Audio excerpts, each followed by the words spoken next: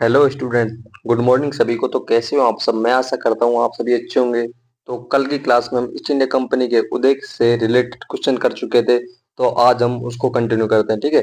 तो पहला क्वेश्चन है आज की क्लास का, वो देखते हैं। भारत में अंग्रेजों की सर्वश्रेष्ठता किस युद्ध से स्थापित हुई थी? तो किस युद्ध से स्थापित हुई थी सर? बक्सर के युद्ध से। अगला क्वेश्चन देखते हैं। ईस्ट इंडिया कंपनी और बंगाल के बीच जब प्लासी का युद्ध हुआ था तो उस समय मुगल सम्राट कौन था? ईस्ट इंडिया कंपनी और बंगाल के बीच दोनों का युद्ध हुआ था। कौन सा युद्ध सर? प्लासी का युद्ध। तो उस समय मुगल सम्राट कौन था? शाह आलम सेकंड। आगे देखते हैं। अंग्रेजों द्वारा बंगाल से निर्यात की जाने वाली प्रमुख वस्तुएं कौन सी थी? अंग्रेजों द्वारा बंगाल से कौन सी चीजें थी जो कि निर्यात की जाती थी? रेशमी सूती वस्त्र और नील की, जो कि क्या की जाती थी? निर्यात की जाती थी। आगे देखते हैं। सहायक संधि को स्वीकार करने वाला पहला भारतीय शासक कौन था? जो सहायक संधि को एक्सेप्ट किया था वो पहला भारतीय शासक कौन था सर? हैदराबाद का उस टाइम शासक हुआ था कौन सा? निजाम। तो उसने क्या की थी? सहायक संधि को एक्सेप्ट किया था। अगला देखते हैं। सुंगोली की संधि कौन सी संधि सर? सुंगोली की संधि कब हुई सर? 1816 ईस्वी में हुई। किसके बीच में हुई ये और याद रखना, ठीक है। ईस्ट इंडिया कंपनी और नेपाल के बीच में हुई थी। कब हुई सर? 1816 ईस्वी में। आगे देखते हैं। महाराणा रणजीत सिंह को किस विजय अभियान के फलस्वरूप जमजमा नामक तोप की प्राप्ति हुई? तो कौन से विजय अभियान के दौरान उनको जमजमा नामक तोप की क्या हुई? प्राप्ति हुई सर। तो कौन सा विजय अभियान था? अमृतसर विजय अभियान। आगे देखते हैं। सवाई राजा जय सिंह द्वारा प्रथम वेधशाला जंतर मंतर कहाँ स्थापित की गई? तो वो दिल्ली में स्थापित की गई सर। अगला क्वेश्चन। महाराणा रणजीत सिंह के उत्तराधिकारी कौन हुए थे? तो महाराणा रणजीत सिंह के उत्तराधिकारी कौन हुए थे? खड़ग सिंह। आगे देखते हैं। किस राजपूत शासक ने जिज मोहम्मद शाही नामक पहाड़ों का समूह बनाया जिससे लोग खलोल संबंधित अवलोकन कर सके? तो कौन से राजपूत शासक ने बनाया सर? राजा सवाई जय सिंह ने। अगला क्वेश्चन देखते हैं।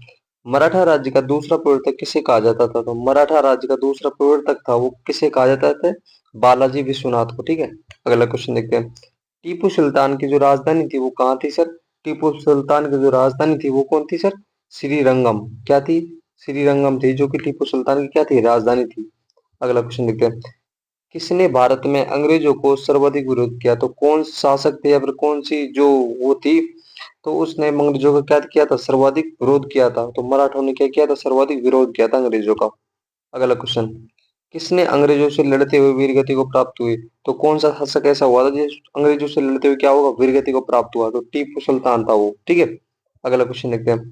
टीपू सुल्तान की मृत्यु कहाँ हुई? टीपू सुल्तान की मृत्यु सर श्रीरंगपट्टनम। कहाँ पे? श्रीरंगपट्टनम। और कब हुई सर? 1799 ईस्वी में हुई थी। अगला देखते हैं। ब्रिटिश के साथ बेसन की संधि पेशवाओं में से किसने की थी?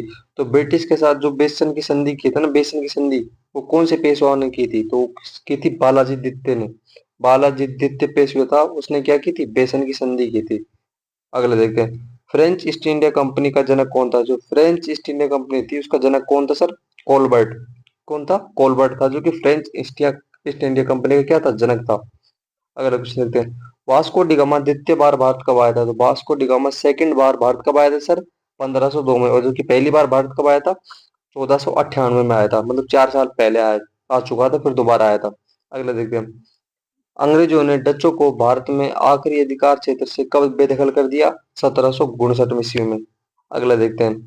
भारत में व्यापार करने के उद्देश्य से अंग्रेजों ने ईस्ट इंडिया कंपनी की स्थापना कब की?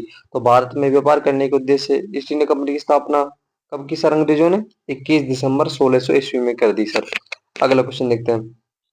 अंग्रेजों ने किसे पराजित कर 1612 ईस्वी में भारत में सूरत पर क्या कर लिया? अपना अधिकार स्थापित कर लिया। तो अंग्रेजों ने क्या किया? पुर्तगालियों को हरा दिया और 1612 ईस्वी में सूरत पर क्या कर लिया? अधिकार स्थापित कर लिया। अगला क्वेश्चन देखते हैं।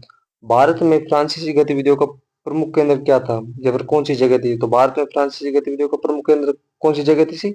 पांडुचेरी। पांडुचेरी थी, जो कि फ्रांसीसी गतिविधियों का क्या थी? प्रमुख केंद्र थी, सेंटर थी। आगे देखते हैं। अंग्रेजों ने आत्मरक्षा के विचार से 1700 ईस्वी में विलियम फोर्ट की स्थापना कहाँ की? तो अंग्रेजों ने जो आत्मरक्षा, सेल्फ डिफेंस के लिए 1700 ईस्वी में विलियम फोर्ट की स्थापना की थी वो कहाँ की थी सर? कलकत्ता में की थी। अगले देखते हैं।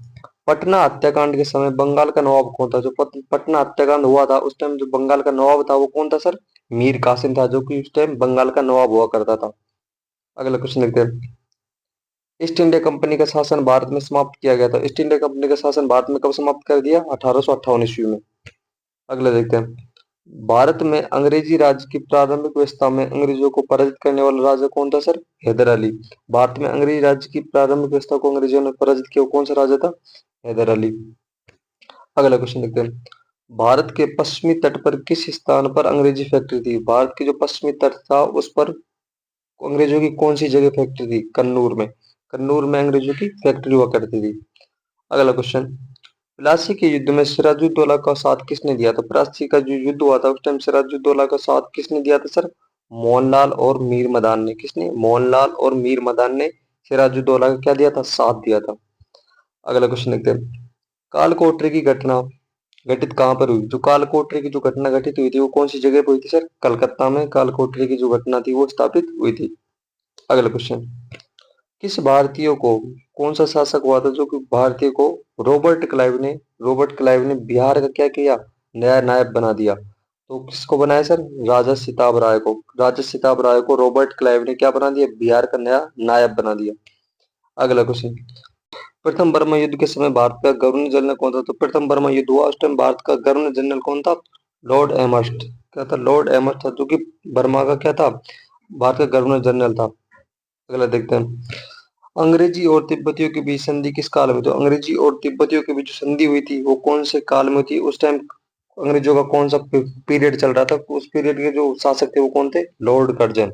लॉर्ड कर्जन के शासन काल में हुई थी अंग्रेजों और तिब्बतियों के बीच में संधि। अगला क्वेश्चन देखते हैं। द्वितीय बर्मा युद्ध हुआ था उस टाइम भारत के गवर्नर जनरल कौन थे? तो लॉर्ड डलहौजी। प्रथम युद्ध के तो कौन थे? लॉर्ड एमस्ट। और जब दूसरे युद्ध के कौन थे? लॉर्ड डलहौजी। अगला क्वेश्चन देखते हैं। दार्जिलिंग को किसने भारत में शामिल किया? तो दार्जिलिंग था उसको भारत में किस शासक ने शासक वो किया था? ऐड कर लिया था, सम्मिलित कर लिया। लॉर्ड डलहौजी हुए थे अंग्रेज शासक। अगला देखते हैं हम। सिंह प्रदेश सिंह प्रदेश को जीतकर अंग्रेजी राज्य में किसने मिलाया? तो सिंह प्रदेश को जीत करके अंग्रेजी राज्य में किस शासक ने मिलाया? नेपियर ने। किसने? नेपियर ने सिंह राज्य को जीत करके अंग्रेजी राज्य में मिला दिया।